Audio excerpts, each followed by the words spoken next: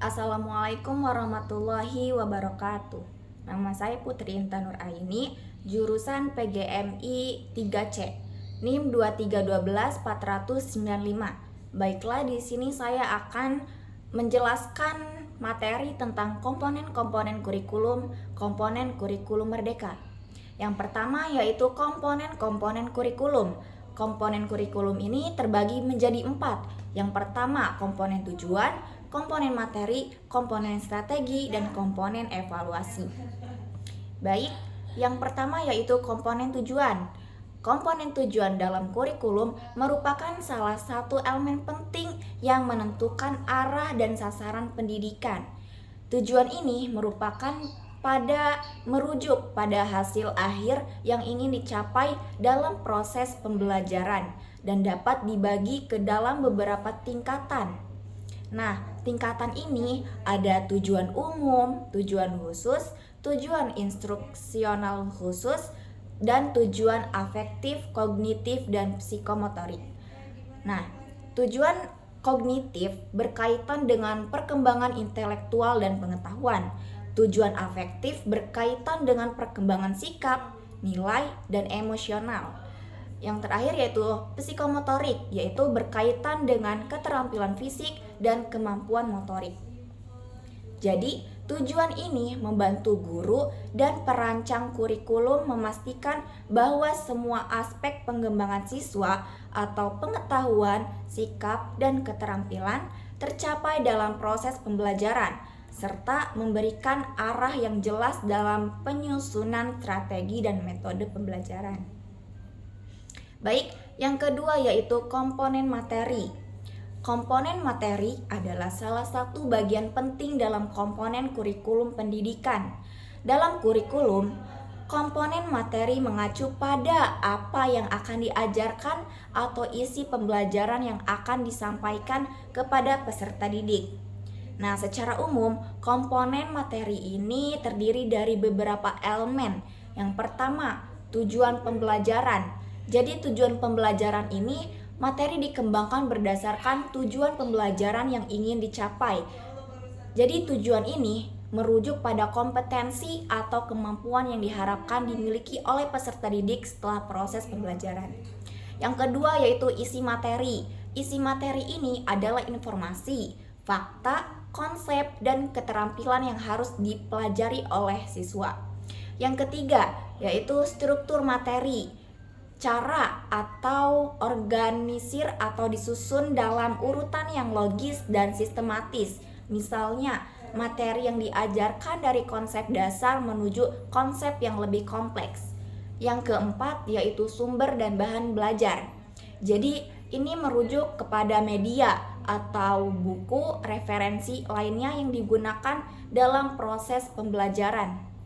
Yang kelima yaitu metode pembelajaran. Metode ini adalah cara atau pendekatan yang digunakan untuk menyampaikan materi kepada siswa, seperti ceramah, diskusi, atau pembelajaran berbasis proyek.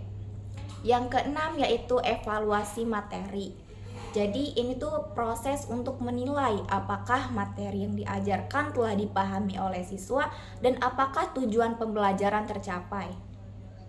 Jadi evaluasi ini dapat berupa tes, tugas, atau metode penilaian lainnya. Yang selanjutnya yaitu komponen strategi. Komponen strategi dalam kurikulum adalah bagian yang berfokus pada bagaimana proses pembelajaran akan dilaksanakan. Jadi strategi ini mencakup pendekatan, metode, dan teknik yang digunakan untuk mencapai tujuan pembelajaran yang telah ditetapkan. Adapun komponen strategi ini yaitu pendekatan pembelajaran, metode pembelajaran, teknik pembelajaran, media dan sumber belajar, kegiatan pembelajaran, penilaian proses dan hasil belajar. Yang terakhir yaitu waktu dan tempat pembelajaran. Yang keempat yaitu komponen evaluasi. Komponen evaluasi dalam kurikulum adalah aspek penting yang digunakan untuk mengukur efektivitas proses pembelajaran dan pencapaian tujuan kurikulum. Jadi evaluasi ini mencakup berbagai mekanisme dan instrumen yang digunakan untuk menilai hasil belajar siswa, kinerja guru, serta keberhasilan implementasi kurikulum.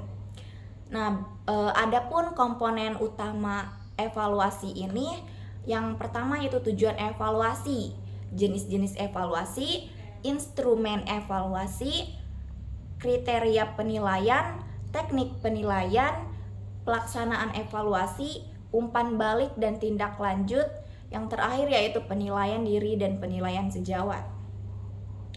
Nah, dengan komponen-komponen ini, evaluasi dalam kurikulum berperan penting dalam memastikan bahwa proses pendidikan berjalan sesuai dengan tujuan yang diharapkan serta memberikan gambaran jelas tentang efektivitas kurikulum itu sendiri. Selanjutnya, komponen-komponen kurikulum. Komponen kurikulum terbagi menjadi 13, yaitu diagnosis, CPL atau capaian pembelajaran lulusan, alur tujuan pembelajaran,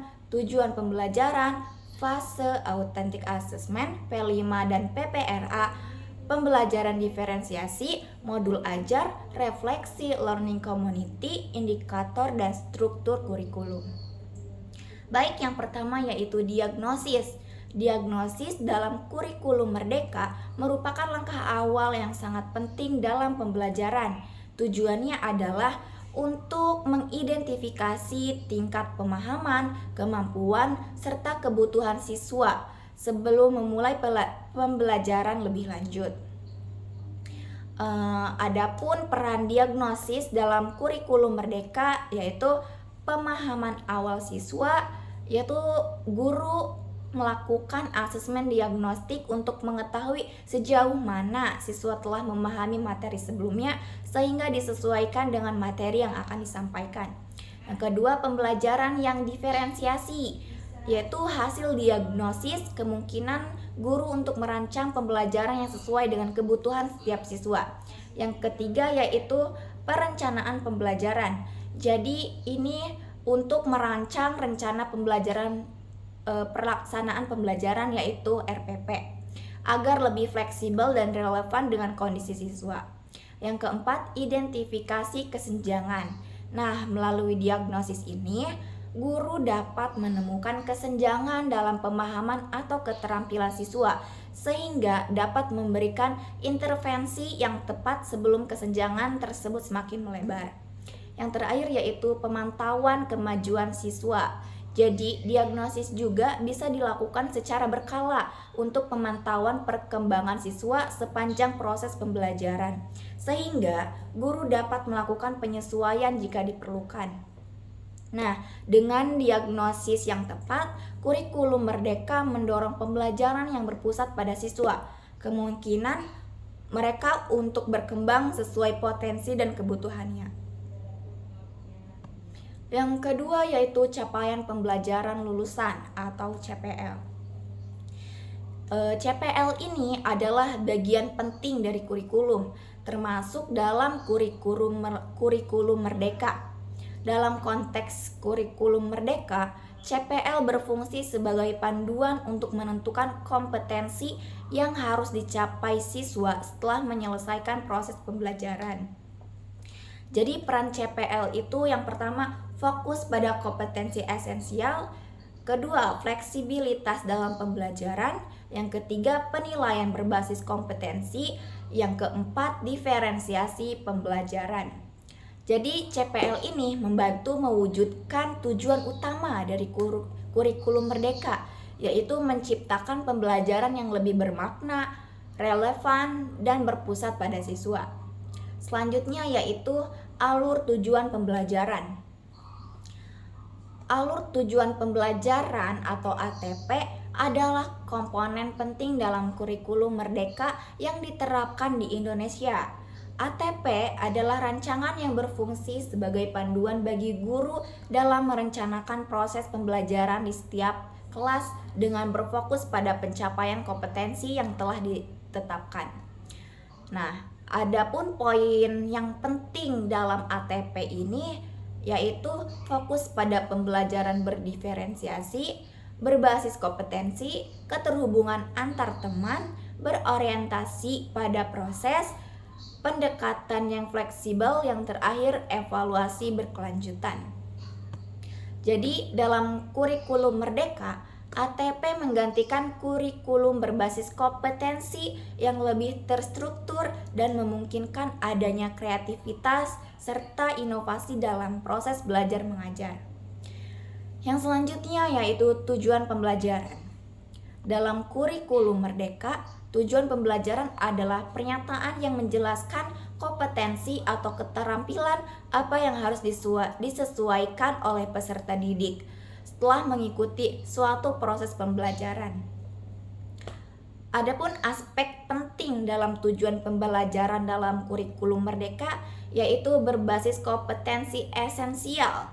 Ini bertujuan untuk pembelajaran diarahkan pada pencapaian kompetensi esensial yang terkait dengan literasi, numerasi, serta pengembangan karakter sesuai dengan profil pelajar Pancasila. Yang kedua yaitu pembelajaran holistik dan kontekstual. Yang ketiga, mendorong kreativitas dan kemandirian. Yang keempat, diferensiasi pembelajaran. Yang kelima, menguatkan profil pelajar Pancasila. Yang keenam, pembelajaran yang berkelanjutan. Dan yang terakhir yaitu fleksibilitas dalam metode pembelajaran.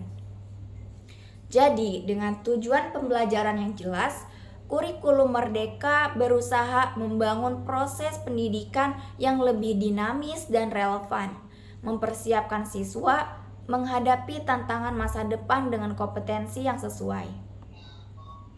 Selanjutnya yaitu fase. Fase dalam kurikulum Merdeka membagi jenjang kelas dari kelas 1 sampai kelas 12 menjadi 6 fase, yaitu fase A hingga fase F. Pembagian fase ini dirancang untuk menyesuaikan dengan perkembangan dan kebutuhan belajar siswa di setiap jenjang pendidikan. Dalam fase kurikulum Merdeka yaitu fase A, kelas 1 sampai kelas 2. Fase A ini merupakan fase awal pembelajaran di sekolah dasar. Pada fase ini, siswa mulai dikenalkan dengan konsep dasar pembelajaran melalui kegiatan yang menyenangkan dan interaktif. Yang kedua yaitu fase B, kelas 3 sampai kelas 4. Fase B ini merupakan fase penguatan kemampuan dasar yang telah dipelajari di fase A. Pada fase ini, siswa mulai mempelajari konsep dan keterampilan yang lebih kompleks. Yang ketiga yaitu fase C. Fase C itu dari kelas 5 sampai kelas 6. Fase C ini merupakan fase transisi dari sekolah dasar ke sekolah menengah pertama. Pada fase ini, siswa mulai dipersiapkan untuk menghadapi tantangan pembelajaran yang lebih kompleks di tingkat pendidikan selanjutnya, yaitu fase D, fase keempat, yaitu kelas 7 sampai kelas 8.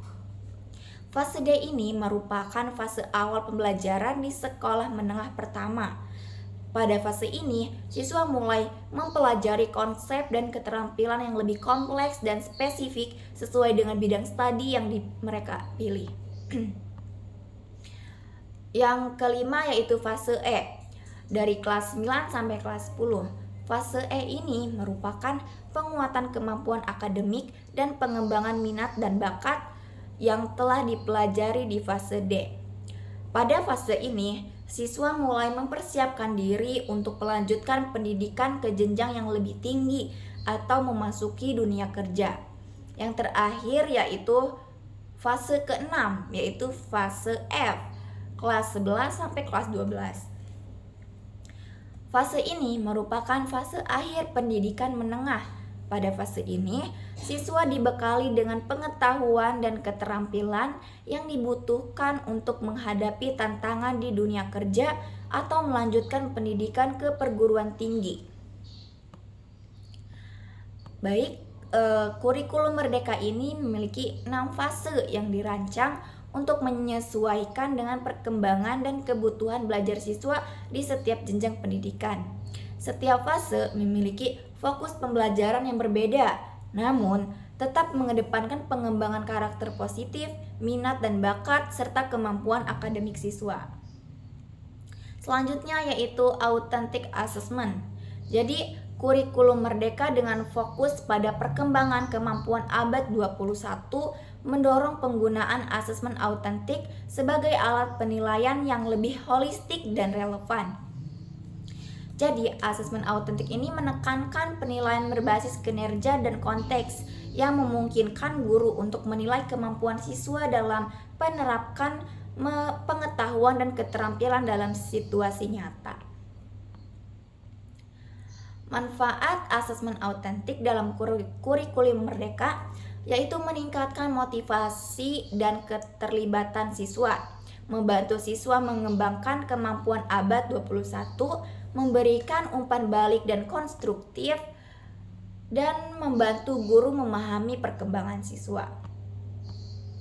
Jadi, asesmen autentik merupakan komponen penting dalam kurikulum merdeka yang dapat membantu siswa mengembangkan kemampuan abad 21 dan mencapai potensi maksimal mereka. Jadi, penerapan asesmen autentik ini membutuhkan komitmen dan upaya bersama dari semua pihak, termasuk guru, siswa, dan orang tua. Selanjutnya yaitu P5, Proyek Penguatan Profil Pelajar Pancasila, dan PPRA, Pengembangan Profil Pelajar Pancasila. Jadi P5 ini merupakan kegiatan pembelajaran berbasis proyek yang dirancang untuk memperkuat profil pelajar Pancasila. Bertujuannya untuk mendorong tercapainya profil Pancasila, yaitu P5 ini dirancang untuk membantu siswa mengembangkan 6 dimensi profil pelajar Pancasila, yaitu beriman dan bertakwa kepada Tuhan Yang Maha Esa, berakhlak mulia, mandiri, bernalar kritis, kreatif, dan gotong royong.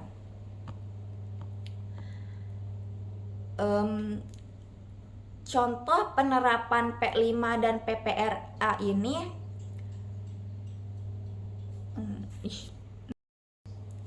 Adapun hubungan P5 dan PPRA. P5 dan PPRA ini saling melengkapi dan mendukung dalam mencapai tujuan pendidikan. P5 merupakan implementasi langsung dari pengembangan profil pelajar Pancasila melalui proyek-proyek yang konkret. Sementara PPRA berperan sebagai pendukung dan penguat P5 dengan membangun budaya sekolah yang positif, meningkatkan kompetensi guru, dan membangun kolaborasi dengan berbagai stakeholders. Jadi P5 dan PPRA ini merupakan komponen penting dalam kurikulum merdeka yang saling melengkapi dalam mencapai tujuan pendidikan. P5 merupakan implementasi langsung dari pengembangan profil pelajar Pancasila melalui proyek-proyek yang konkret.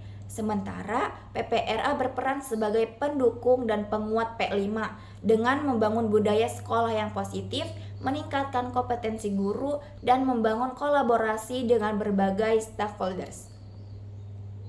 Selanjutnya yaitu pembelajaran diferensiasi.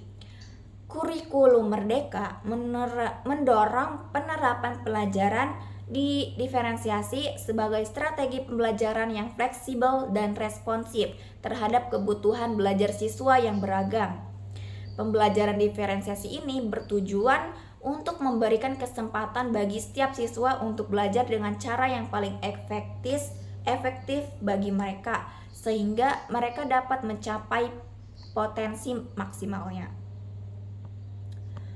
Selanjutnya yaitu modul ajar.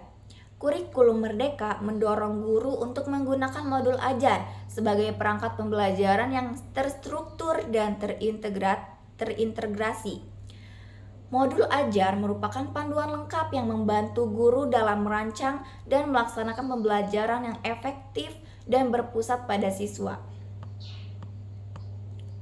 Modul ajar juga merupakan perangkat pembelajaran yang penting dalam kurikulum merdeka. Modul ajar membantu guru dalam merancang, melaksanakan, dan mengevaluasi pembelajaran yang efektif dan berpusat pada siswa. Penggunaan modul ajar diharapkan dapat meningkatkan kualitas pembelajaran dan membantu siswa mencapai potensi maksimal mereka.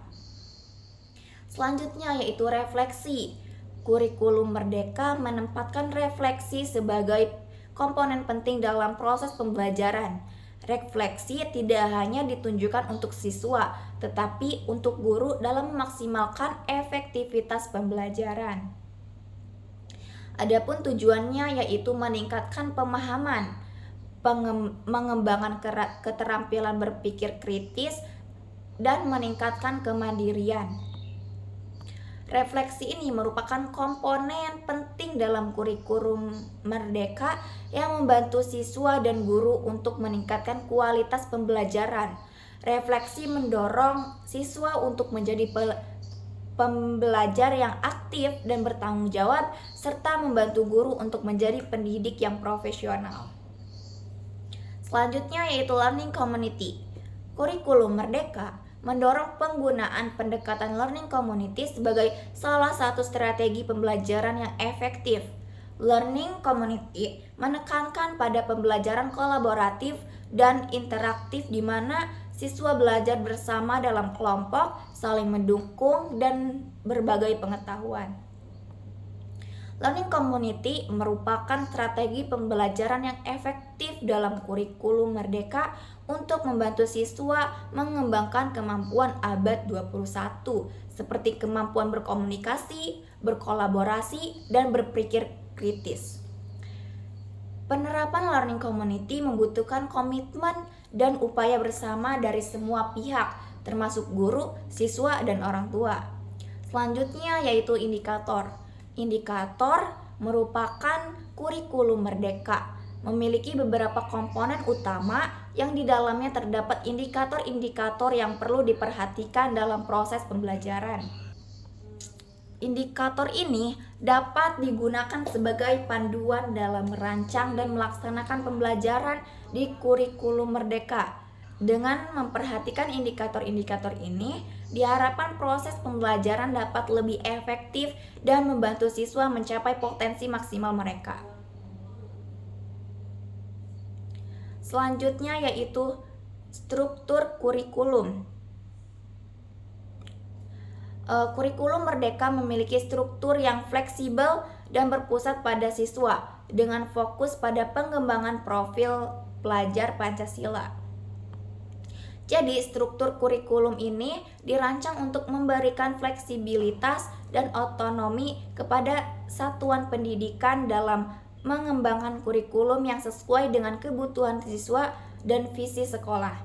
Struktur ini juga menekankan pada pengembangan profil pelajar Pancasila melalui kegiatan P5 dan integrasi dengan mata pelajaran intrakurikuler. Kurikulum Merdeka diharapkan dapat menciptakan sistem pendidikan yang lebih relevan, efektif, dan berpusat pada siswa. Mungkin cukup sekian pembahasan saya kali ini. Kurang dan lebihnya mohon maaf. Wassalamualaikum warahmatullahi wabarakatuh.